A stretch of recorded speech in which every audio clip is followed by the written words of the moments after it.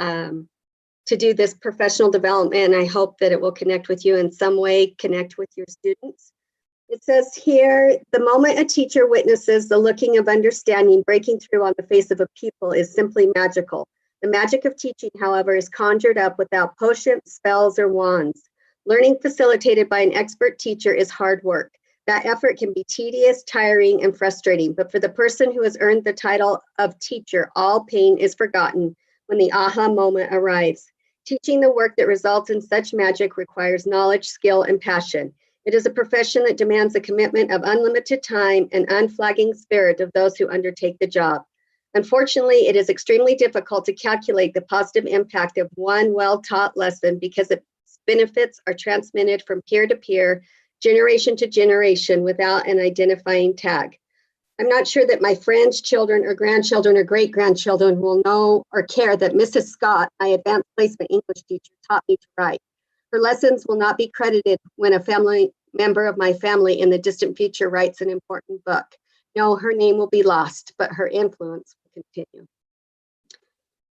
So I think that's why all of you are here on a Saturday when you could have chosen another activity to do, because you are teachers and you love those aha moments when your students finally get the concept that you're teaching. So I just appreciate your time and your willingness to participate in this session with us today. I am going to, let's see, have Kathleen and is it Marika? Would you guys be okay with introducing yourself and telling us what you teach and where you're from? Yes, so, yeah. Oh, go ahead, Kathleen, go ahead. Oh, I teach 4th grade at Lakeview Elementary. Welcome, Kathleen. Thank you. Where is Lakeview? It's Valley View School District. Okay. Nampa. Oh, nice. Okay. All right, and I was previously a 3rd grade teacher, so I still hold my K-8 certificate, but I am an SLP now. And so I teach children in speech and language ages 3 to 21. Great. Thank you so much for joining us today. Audrey, I don't think we had a chance to get introduced to Audrey. Aubrey. Sorry, Aubrey. I have an Audrey in my class. I apologize. No, you're fine. I teach online for Tech Type Academy, and I do English 10 and film critic. Ooh, that sounds fun. It is. Cool. All right. Okay, so the purpose of this workshop is to talk about differentiation. And personally, as a teacher, I mean, I have talked about this all my career, and sometimes, or in the past, before I actually had the opportunity to teach on differentiation, it was pretty ambiguous to me and felt overwhelming, and I wasn't quite sure if I was doing it right or how to do it more effectively.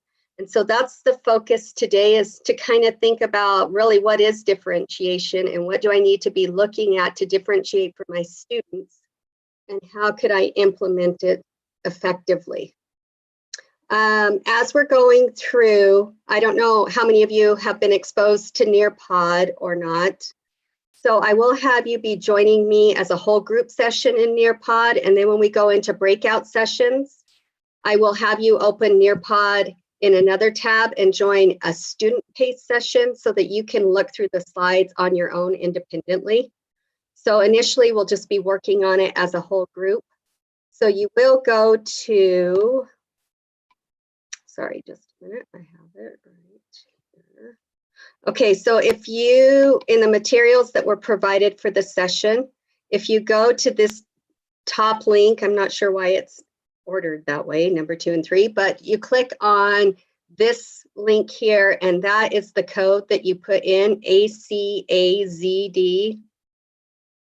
And once you put that code in, then you will join me on the slides that I'm currently showing you. I also did drop the link and the code in the chat if anyone wants to access it there. Thank you, Rose. So I'll give you just a minute to pop on there.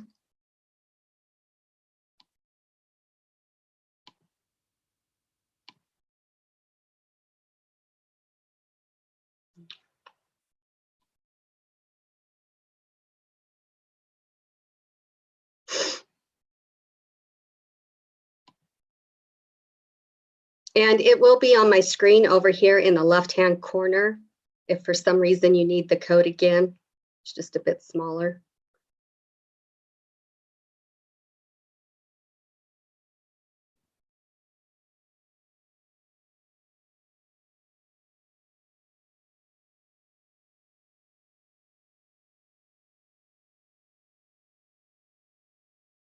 If you're having any difficulty getting on, just let us know. We can support you.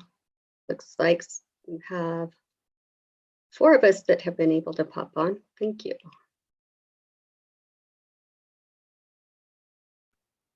I'm getting a message that says that the link is no longer active. Okay. Maybe just open a tab and type in nearpod.com and it will take you to the website, and then try to put the link on there. So nearpod.com. And you would just put right here where it says join a lesson, try to put the code right in there on the left-hand side.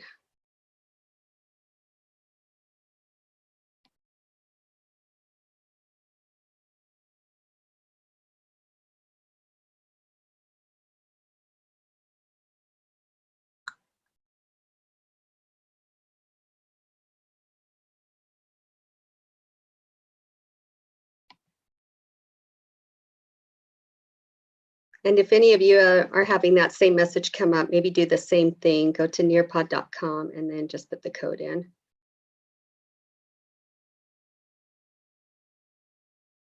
If you can't pop on to this section right now, I don't think that it'll be super critical because I still will be sharing it with you. But when we get into the breakout sessions and I want you to have chances to work through the Nearpod on your own independently, we'll have to make sure that you can get on okay. Okay. We also, in the materials folder, you have this interactive notebook. So you would probably like to go ahead and open this in another tab just because we'll be using it throughout our time together. So you can put your name down here if you would like. Just go ahead and go in and make a copy for yourself so that you have your own digital notebook in your Google Drive. So over here, file, make a copy, entire presentation. And then once you click OK, you can just rename it and put your name at the beginning. So rather than it saying April's ICN conference, you can rename it however you'd like.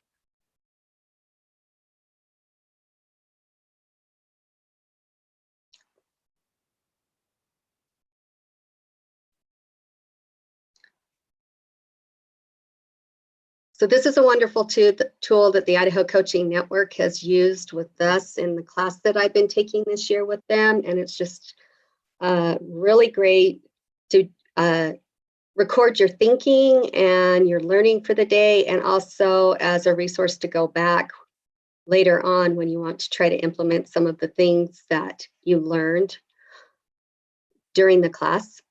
So here you will see our agenda, the what, the why, and the how of what we'll be doing today. So we will consider the importance of differentiation, define the term differentiation, and explore ideas around differentiation, explore a spectrum of possibilities for differentiation on different topics, and consider planning for differentiation.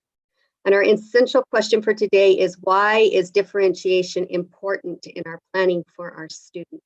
That should be students, not student. So we'll be going ahead and we will be doing some opening routines, which is kind of talking through our norms and going through what this interactive notebook is. And then also we'll be reflecting what we learned during this conference at the end and celebrating some things that maybe you can apply to help your students. We'll look at some research to support the importance of differentiation, and we'll be thinking about the planning of differentiation and how the depth of knowledge is connected to that. We will have breakout sessions where you can collaborate, kind of if you've ever done the gradual release of responsibility, kind of the you do together, you do, so you can work with each other if you'd like and talk about things, or if you just kind of want to mute, turn off your camera and work on your own in those breakout sessions, that's completely fine too. We'll look at some resources and how you can use those to make differentiation more accessible for you as a teacher so you don't have to work so hard to do it. We will have a planner that I'll show you that you can use as an option, but you don't have to when you're trying to plan for differentiation in your lessons. We will have our reflection time like I already talked about again and kind of summarize what we have learned. So here is our essential question reflection that we may come back to at the end of our session. Our norm intentions: be fully present, committed to listening, powerful questioning, participate, and mindset: believe deeply in the potential of others and believe that hard change is possible via time and structure. So you also, instead of reflecting on the essential question when we're finished, maybe you want to come back here and just think about some of the strategies and jot them down so you can remember the ones that stuck out to you. Or maybe you want to reflect on the norms and what you were able to accomplish with the norms today. We will be writing into the session when we first go into breakout sessions. So here you'll be writing about what is your experience with differentiation in the classroom? What areas do you feel confident with differentiation? What areas would you like to learn more about with applying differentiation to your planning? We are going to be taking a multiple intelligence assessment because I want you to think of yourself as a learner first and think about what, as a learner and my strengths, if I was going to be in a classroom and the teacher was planning for me, what kind of things would I need to have that differentiation for myself? Because I think if we think of ourselves as learners, it's going to help us connect better to our students when we're planning for them.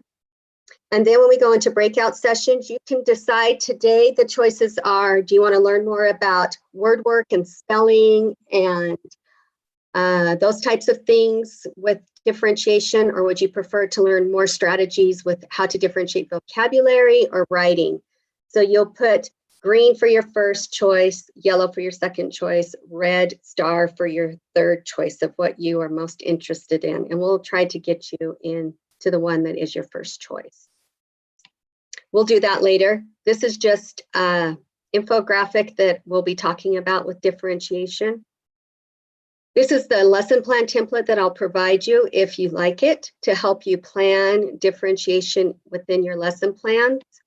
And on these slides, this is what you'll be focusing on depending on which breakout session you want to go to, whether it's the spelling word work ideas or vocabulary or the writing.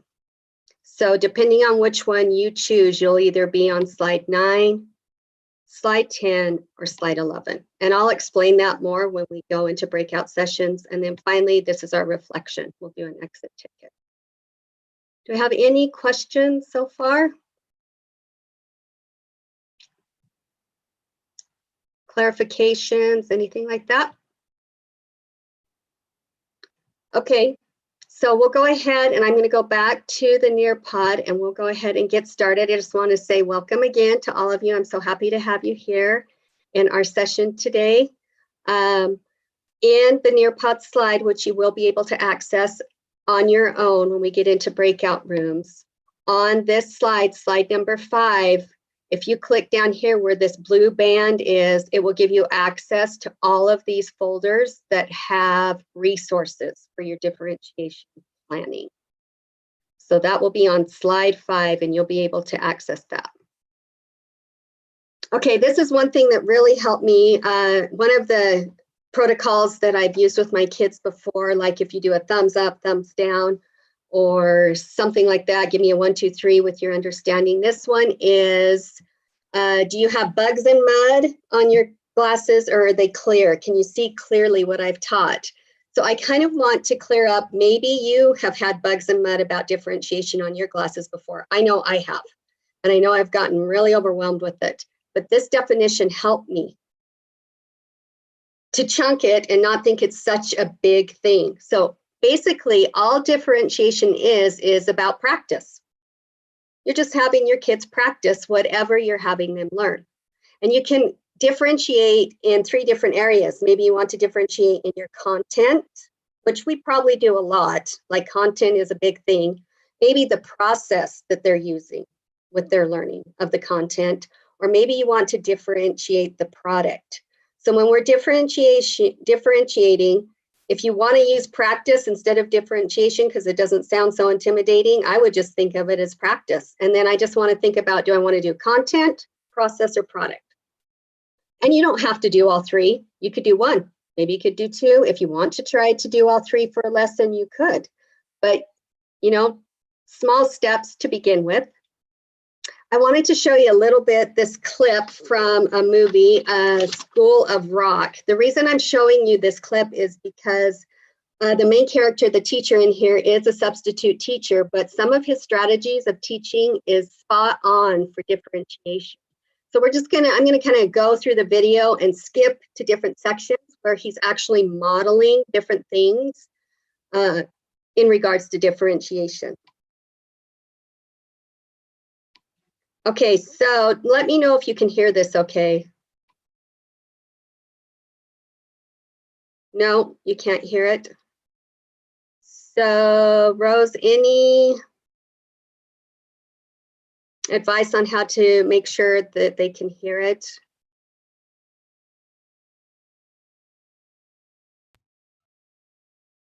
Heather, if you go down to where your mute button is, oops, sorry, there should be a little up arrow. And let's see, if you go to select a microphone, do you see that Okay. option there? I don't. The easiest thing to do is to unshare your screen really quick, and then make sure when you click share screen on the bottom left, you also click share audio. Okay. Try Awesome. that maybe. I usually make that mistake. Okay. Thank you. Yeah. I need to take note of that. Thank you, Sarah. So click stop sharing. And then make sure I do audio. Okay, share. Should be on the way bottom left. The tiny faint little Share, box. so should share computer sound, correct? Yeah. Thank you so much. Yeah. Appreciate that. Mhm. Okay, so we should be good to go now. Can we hear it? Yeah, okay. So I'm going to scroll ahead a little bit right here to start showing you how he's modeling and I do, but also starting the differentiation with all these students in his classroom. Okay, there's a guitar pick, and you pluck along with me, okay? If you can.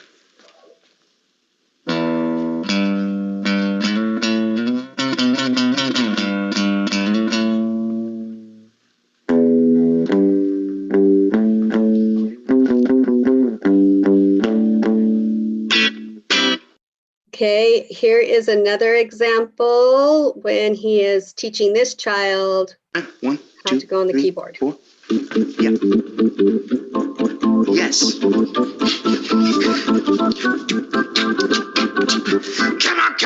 Come on, now touch me, babe. And he definitely had that look of excitement with the aha with his student. This one kind of shows me a DOK4 because of her prior knowledge. He's trying to show her how to do this new instrument similar to the one that she already plays. Hello. Okay, this is a bass guitar, and it's the exact same thing, but instead of playing like this, you tip it on the side, cello, you've got a bass. Try it on. Okay, now play this note right here, that's a G. Okay, but let your fingers do the rock and keep that G coming all day long. G, G, G, G, G, G, G. Okay, so she only had experienced work with cello, but he used that prior knowledge to help her with that instrument. Okay, give that a try.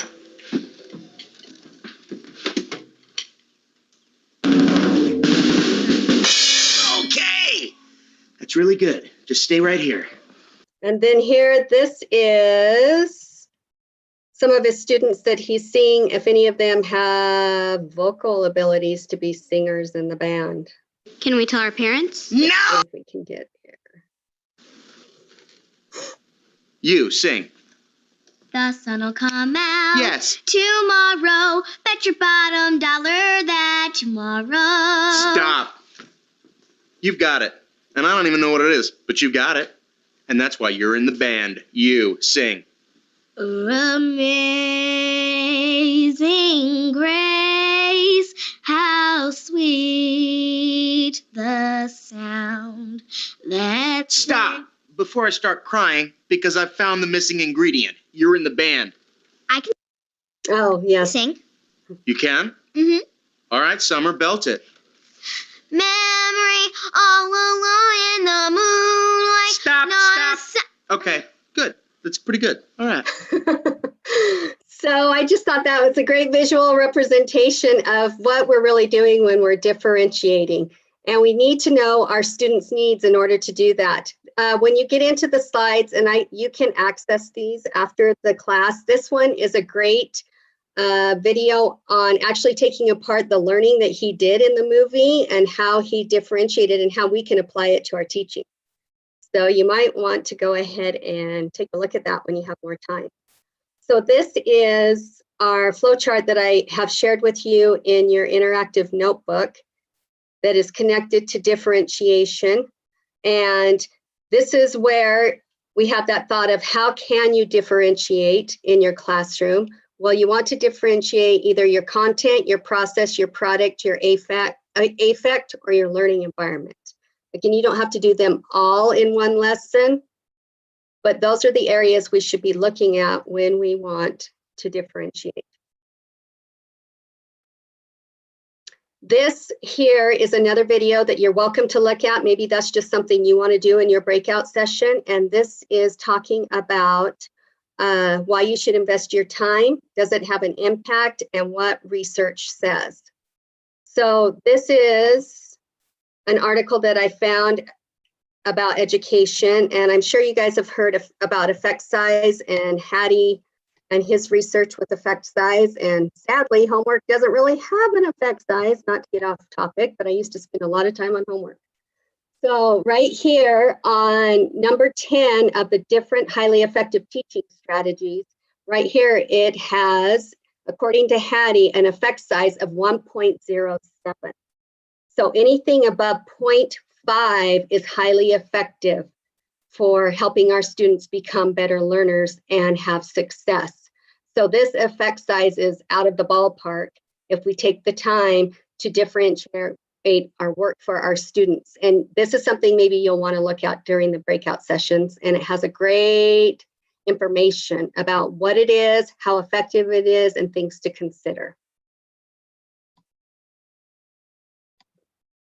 Okay, so one thing, you need to know your students, just like we saw in the movie School of Rock. He knew his students and he was taking time to get to know them better. So we want them to be able to somehow at the beginning of the year show us what they already know, what they're coming with. So one of the options is taking a multiple intelligence quiz and having your students take it. Let's see, I was going to have you have around, I think, 10 minutes, and I wanted you to go ahead and try this quiz for yourself. So you're going to click down here on this blue band, and it should take you directly to the assessment. And if it doesn't, I don't know why it's not, I will put it in the link. I didn't have any problems getting it before. Let me think here.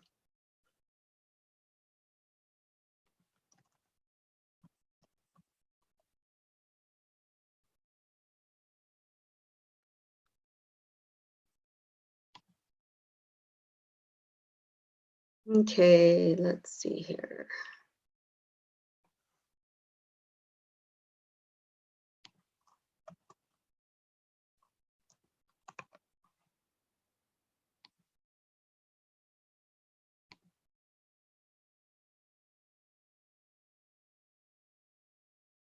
Darn it, I don't know why that's not working.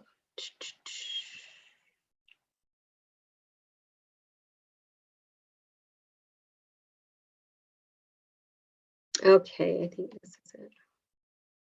Possibly.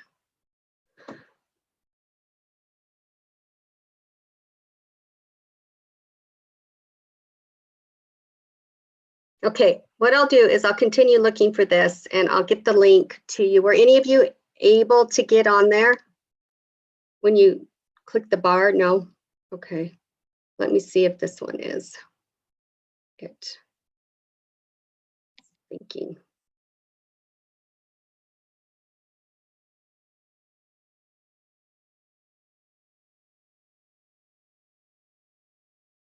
Okay, I will share that with you when you get into breakout sessions and you could try it there. But it's great because after you take the multiple intelligence assessment, it's going to help you find the strength for yourself and your children, your students. And one that they actually have added is this naturalistic, if you're nature smart. So that's been added to Howard Gardner's multiple intelligence list. And so that's going to give you a lot of information about your students and what you need to do for their planning. Also, I'm going to click ahead real quick here. A learning profile. Now, this is open source, this document. It is from Expeditionary Learning. I don't know if any of you have had any experience with Expeditionary Learning, but you can access any of their materials because they are open source. And in here, they have information on how to do a learning profile with your students, which will also be helpful at the beginning of the year to best address all of your students' needs. So if you go to that link, it'll take you directly to the Expeditionary Learning link where they have information on that learning profile. Okay, so when we're considering our planning, one thing that we need to consider is the depth of knowledge, where we're trying to get our children, either through formative assessments or summative assessments, our project-based learning, their performance tasks. We need to consider what depth of knowledge they have to reach in order to do whatever it is we want them to create or complete. So I found this great video because that was another thing that was pretty ambiguous to me, was depth of knowledge and what that meant as opposed to looking at the verbs of things and how we plan based on the verbs of what were Bloom's taxonomy. So this lady actually went to a conference with Karen Hess, and she explained, since she is the creator of DOK, this idea of it, she explains what it actually means. So we're going to watch a little bit about depth of knowledge here.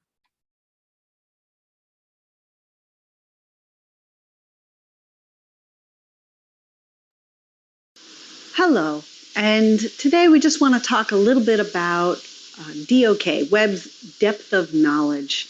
And when we talk about DOK, we get a lot of different versions of how to work with it. So what I want to focus in on today is how to use Webb's DOK when planning and designing units of study, questions, and assessments. When I first learned about DOK, though, I misunderstood it because my prior knowledge was with Bloom's taxonomy. And when you work with Bloom's taxonomy, you're working with the verbs. And the verbs really helped me when I was talking about skills. But when I learned about it in connection to a circle. Maybe you've seen the wheel, the circle of DOK aligned to Bloom's taxonomy. And the wheel is great for helping tap into prior knowledge. But when I tried to use the wheel when I was working with assessments and questions, I ran into a problem. Because the wheel took verbs like list and put list with DOK1. Okay, that's fine, but I can have you list very simple things, and I can have you list incredibly complex things.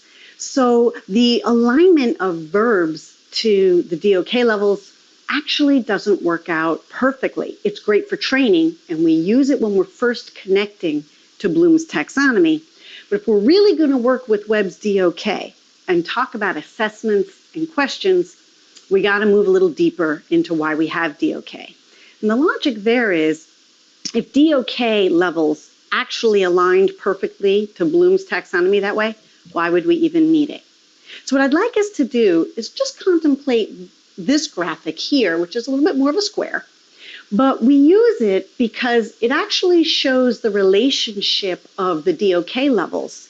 And I know they're numbered 1, 2, 3, and 4, kind of implying that there's a hierarchical relationship there. It's actually flawed, and we're very sorry that we did that way. But the truth is 4 isn't actually harder than DOK 3. It actually goes sideways. It's a lateral shift.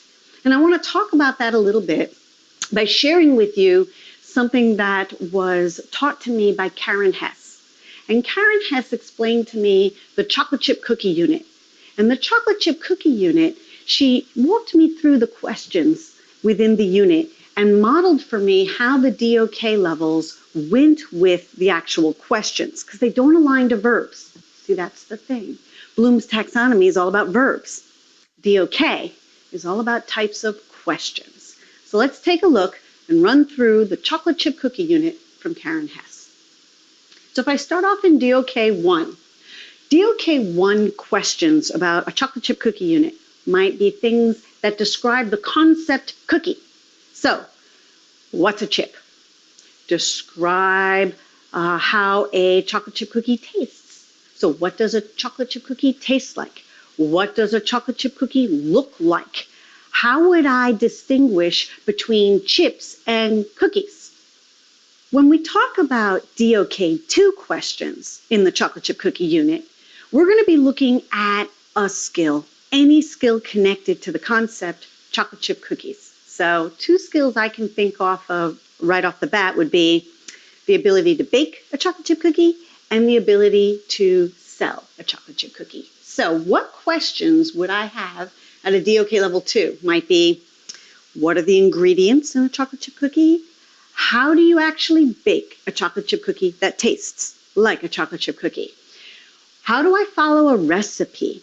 Now, when I'm at DOK level 2, I'm at the most simple form of the question. So that's a basic skill. When I get to the questions with DOK 3, I'm going to take whatever the skill was with DOK 2, and now I'm going to mess with it a little bit. So the skill at DOK 2 that we were working with was baking a chocolate chip cookie. So for DOK 3, it might be, how do I bake a chocolate chip cookie at a higher altitude? How do I bake a chocolate chip cookie, but I don't have all the ingredients? So now I need to do substitution. How do I bake a chocolate chip cookie and double the recipe or halve the recipe? Or let's go problem solving and creativity. Your oven is broken. How do I bake a chocolate chip cookie with no oven? So with this progression, the DOK 1, 2, and 3, I absolutely have all of Bloom's taxonomy. The highest levels of Bloom's taxonomy is located here in DOK 3. That's where I can comfortably design questions that will go for synthesis and analysis, creativity, problem solving. So if all of Bloom's taxonomy is actually located in DOKs 1, 2, and 3, then I can find that all right here. Then what, pray tell, is DOK 4? So DOK 4 is not harder. It's not some higher level of Bloom's taxonomy. What it actually is, and those of you who are familiar with heat questions or transfer of knowledge, transference, DOK 4 is actually a sideways shift or a lateral shift. So I would take DOK level 1 and find its DOK 4 counterpart or complement, where I'm asking the child to take whatever it was, recall at DOK level 1, and shift sideways, transfer the knowledge to another area. So let's take a look. The DOK 1 question that we had with the chocolate chip cookie unit had us talking about chocolate chip cookies. But what if the child, throughout the entire unit, had no interest in chocolate chip cookies? So what if, I know it couldn't happen, but just pretend, they don't even like chocolate chip cookies? So now a DOK 4 question might be, how can I design a healthier cookie? So now I'm not dealing with chips. I don't have chocolate. I'm not dealing with the chocolate chip cookie design. I might be having kale cookies. Okay, completely different concept, gone sideways. So that's a DOK 4, or design a better cookie. How would I design a better cookie? So let's try that now. DOK2, DOK4. So this would be a DOK4 messing with DOK2. The original questions I had in DOK2 were all about how do I bake a chocolate chip cookie that actually tastes like a chocolate chip cookie? The fundamental skill, baking. So what's a DOK4? How would I go sideways? How would I transfer that? Well, what else can I bake? If I'm not baking cookies, because cookies was the original context. Cookies was the original concept. So what else can I bake? I can bake brownies. I could bake a cake. So how can I take my knowledge of baking and bake a turkey? How could I take my knowledge of baking that I learned from chocolate chip cookies and bake a cake, okay, or a casserole? So that would be a DOK4 messing with DOK2. One more, let's see it happen. So DOK3 was the highest. That's where we actually were messing with the concept of baking cookies, and we were putting it at a higher altitude, or we were substituting ingredients. DOK4 is not harder, it just goes sideways. So take exactly those same skill sets and apply it out of context in a different arena. So we were baking a cake, so bake a cake at a higher altitude. How do I bake a cake if I don't have all the ingredients? Using substitution. How do I bake a turkey, but I need to double or triple the recipe? So there we see the DOK4 being that lateral shift, a sideways shift, out of context of what I was working on in the original unit of study. Anytime I take what we have learned in context and I shift it to either the student's personal experience or perhaps even our local community or just in any other context, I've reached. Okay, if you have any questions about that, feel free to unmute, or you could put them in the chat about depth of knowledge. So if we refer back a little bit to what we saw in the video, it showed that he was trying to show the girl that was able to play a cello. So she had that skill, she had that recall, and now she was going to analyze, how do I do this with the cello? And I think he was having her do a bass guitar. So that's moving it over to a DOK4.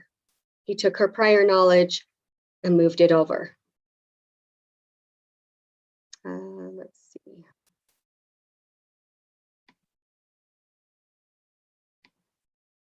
Okay, I'm glad that was helpful. This was something that I always had incorrect and I didn't quite know how to do it. So 1 is recall, 2 is skill, 3 is analysis, and you can make it a DOK4 at any of those, recall, skill, or analysis.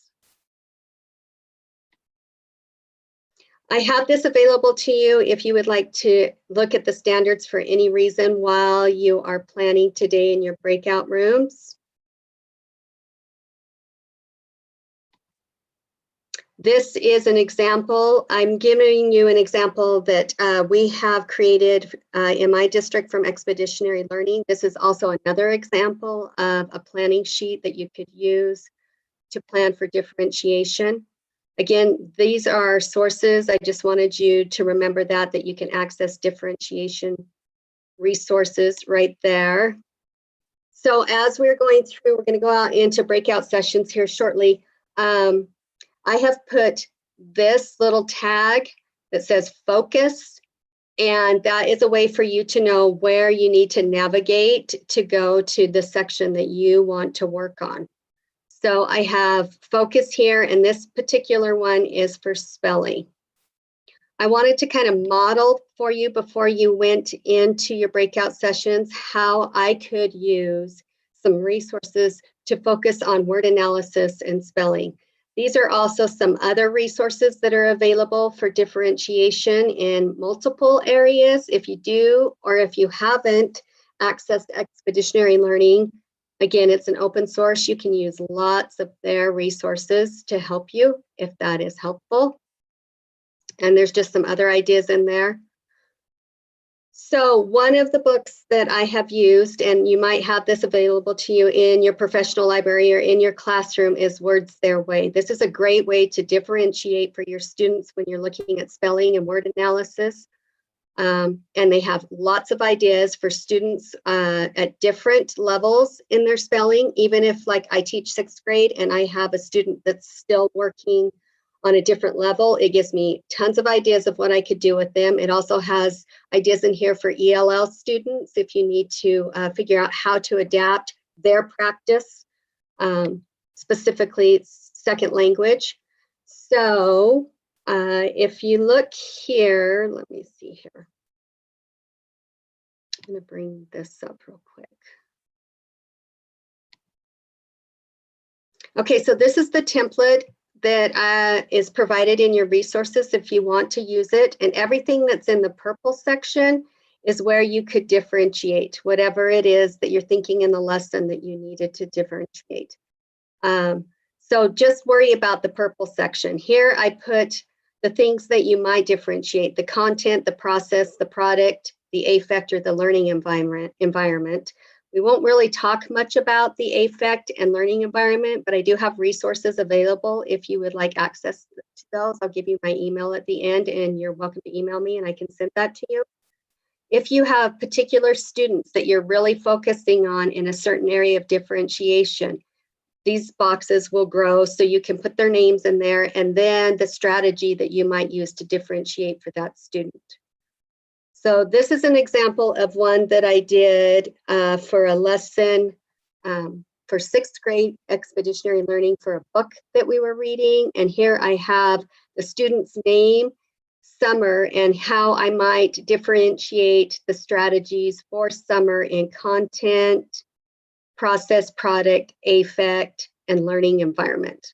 Now today you might just focus on content. That's great. So with Amber, I might give her definition choices on what we were working on. I might add pictures for Amber so she better understands the vocabulary. I might highlight critical areas that if she's reading a certain text that she's focusing on those areas and doesn't get overwhelmed, so it will chunk it down for her. I may give her some sort of document electronically or one that she'll fill out on a piece of paper, but I might have some of the sections already pre-filled in for her. So these were some of the ideas of how I might differentiate the content for Amber on this particular lesson. Now, if we are looking at Words Their Way, Words Their Way divides it into the different stages that your students are currently working at. And there is an assessment in there that you can give them at the beginning of the year to figure out which stage they're in. I picked this stage because I am teaching 6th grade. And so that was helpful for me. But I also needed to think about, okay, what if I need to differentiate for some of my students that are not at those levels? So if I look here, I put this in your notebook. Words Their Way right here. I have a link. I apologize. I actually did try to get these downloaded so that I could share my books with you like we would if we were together, but it wouldn't work that way. But we can go to Amazon and we can look inside the books.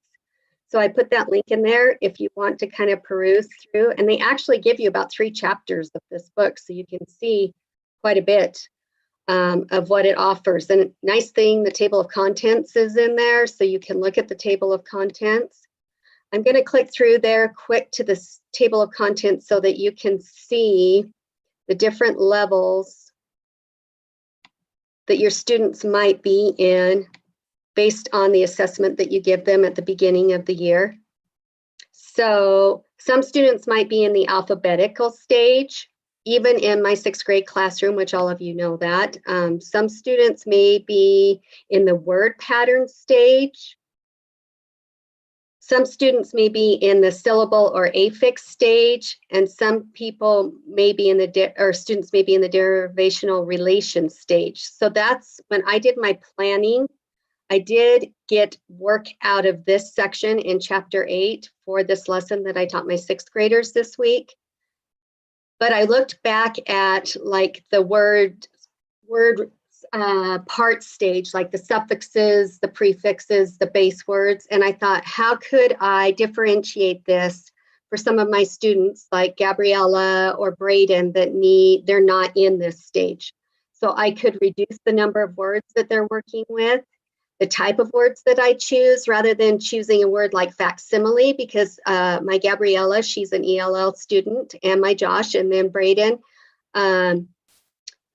needs some accommodations. So maybe I might choose photograph, because that's something they can all access. And I'm going to teach this lesson based on a different set of words that they know, instead of something like facsimile.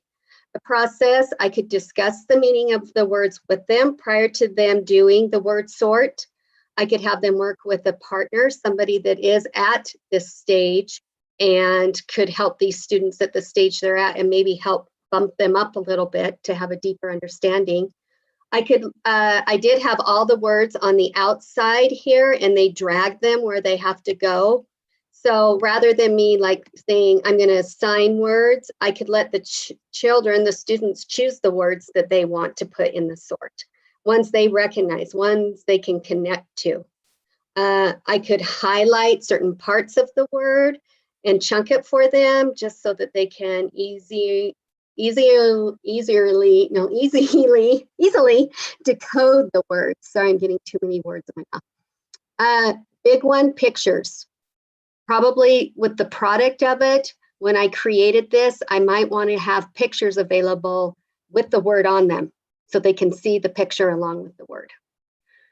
So that could be ways that I could differentiate using that resource, Words Their Way, and there are multiple resources. In this one, this is from Expeditionary Learning. I just kind of went through, and everything you see in orange where I had my lesson, I just typed on there in orange how I might be able to differentiate for the students that were taking this assessment. Okay. So when you go into your breakout sessions, you will be able to access this document if you want to use it, and you just click right here on the link and it will take you to the document. And then you will, like I said earlier, you will go to the slides you want to work on. So this is word work, word analysis, and spelling. And in the Nearpod, here's that focus tag.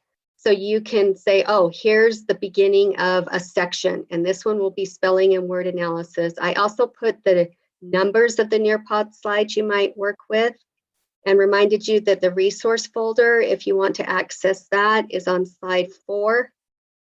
Or you can also link over here on Amazon, so you can kind of look through the book. If you are choosing vocabulary, here is what it will look like in Nearpod. It's on slide 32. Why did I put 21 through 26? I'll have to fix that. Sorry. This one starts on 32, actually. And again, the resource folder. All of this right here is giving you information about, in this kind of teal blue color, about accelerating literacy for diverse learners. And then in the yellow is academic moves. And here are the links on Amazon, so you can look inside the books. And then writer's workshop and writing. If you are going to focus on differentiating writing, here is the focus tag, and it will say writing. I'll fix this. It starts on slide 27. And all the resources will be within that section. So after this tag, all the writing resources that I've got from the Lee Pesky Foundation, and ones that we have created in Writer's Workshop, and videos about Writer's Workshop, will be available. So you will just be right in Nearpod. There won't be books that you go to separately. But you can still also access anything that's in the resources, which was on page 4 in Nearpod back here. So go back here. Click. Oh, there they are. It's actually on page 4 and page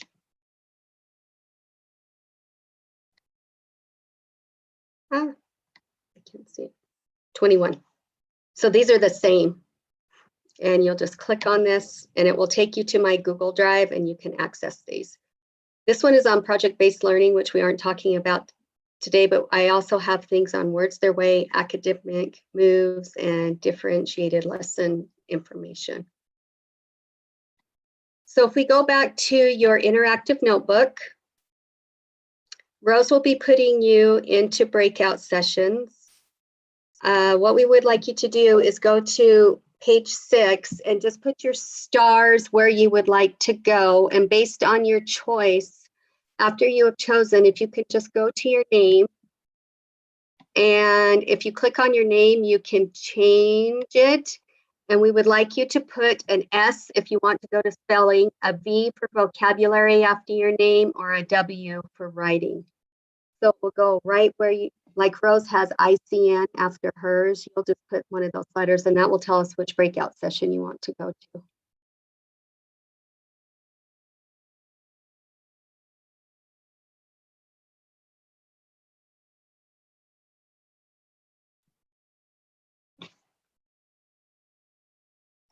So I might want to do vocabulary. That's my first one. So I'd put a V. That's my first choice.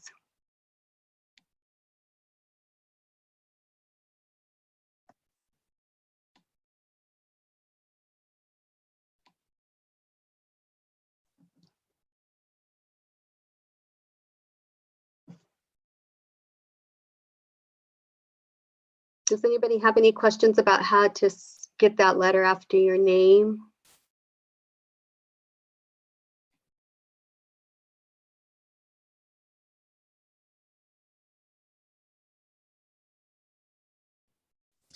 I'm sorry, I got a little bit lost as to where were we putting our name. Okay, right here on Zoom, where your name is how Sarah has put a W there, which tells us she wants to go to writing. So just add the letter there by your name, and that way Rose knows where to put you. Oh wait, okay, because my screen is doing several different things. Okay, so I've got a lot of tabs open. I've got your conference workshop, and then somehow my screen is gone, like my for the actual. Okay, I'm looking at the screen right now. Are we gonna go click on a link to get here? To get to this one? Yes. Yes, so when you had your workshop materials that they sent you for the class, it's in this book right here with the flowers on it, that interactive notebook. And then you're just going to go down to. And then we will make a copy of that, right? Uh-huh. And then now that's where I'm at right now. So I did make the copy a while back. And so just go to this slide and then. Yeah, just go to slide 8. I'm so sorry. No, you're fine. And then Okay, you just decide which one you want to do. And if you want to do spelling, just put an S by your name, like Sarah put a W, or a V if you want to do vocabulary, or a W or an S for spelling. Yeah, go ahead. Yes, I'm so sorry. I'm having trouble changing my name on here. I'm on a touch screen, so that might be part of it. Okay. You just want to tell us which one you want to do? Would that be easier? Vocabulary, please. Yep. Vocabulary. Okay. I'll do the same as well. Okay. Vocabulary. Thank you. Yes, of course. Anybody else having difficulty, you can just tell us which one you'd like to go to and we can put you in there. Once you get into your session, begin right here and kind of fill out on slide 4 your experience with differentiation. I will be joining your sessions to show you and see if you have any questions about what slides you need to go to. So Rose will start putting you in your breakout sessions and you can go to slide 4 and start filling that out, and I will join you in just a moment. Rose also put in the chat the link to go to Nearpod and do it student paced. So you can open another tab and then you can go through the Nearpod slides on your own. And that is in the chat.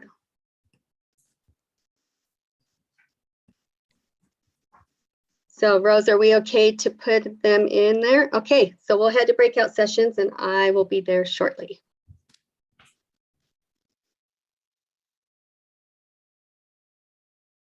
Just click join, which you've been doing all day probably.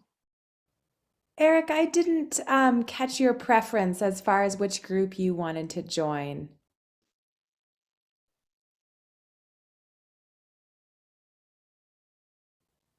And Heather, did you want to go into writing or vocab? Those are because I just created 2 groups. Okay. It doesn't matter. I'll go into either one. Now, it'll give me a link down at the bottom to come back out, right? Yes, it should. And if it doesn't, just text me and I will, I'll move you out of it. Okay. Yeah, let's just go to writing. That's fine. Okay, thanks. Okay, thank you.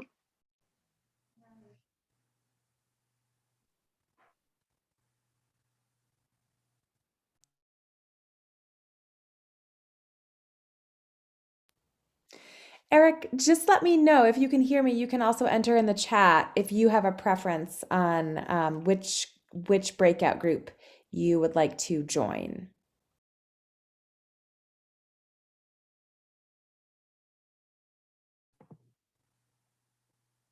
Yeah, I'd like to do the spelling.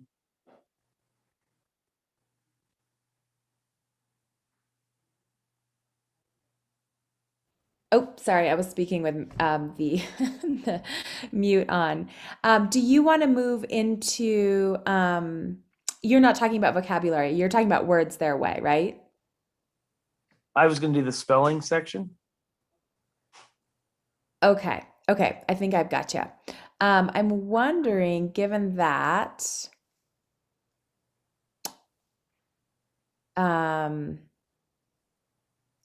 it looks like we have 2 breakout rooms, one for writing and one for vocabulary. How do you feel Well, about? I'll do the writing. You I want can to do do the writing? writing. Okay, okay. I just don't want you to be working all alone, so I'll send you into writing. Thanks for your flexibility.